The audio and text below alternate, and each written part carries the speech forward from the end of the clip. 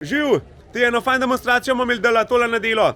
16.10. v Lahovčah, v 9:30 je štart, bo pa ena taka prezentacija polivanje gnojevke pa minimalna obdelava tal. Sem pa lih tlele na sejmov koment, tako da bom vse pokazal, da pride. Pride Bričko, Gorenc, Euroglobe Trade, Agrometal pa Valtra. To se pravi Interexport. Jaz sem pa lih pri Bričko, pa bo on samo povedal, ko jo pripeljali. Živ! Zdravo, živ! Mi bomo prikazali sisteme za nizek izpust gnojevke. Eni strojev bojo vlečni lemeži, potem bojo diski, injektorji pa krožne brane.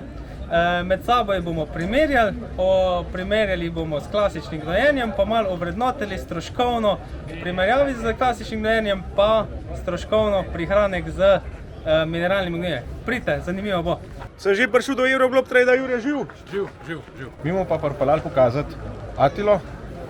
To je podrahlač z nogačami, delovna globina bo tam med 15 pa 50, ali pa druga varianta, drug stroj, ste ga že zadnjič videli, krožna brana, Agromas, delovna globina 8 do 12 cm. Bomo pa videli primerjavo, kako se vol obnese.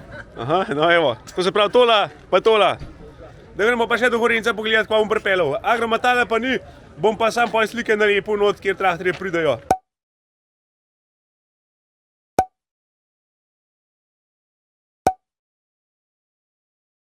Kaj te, Igor?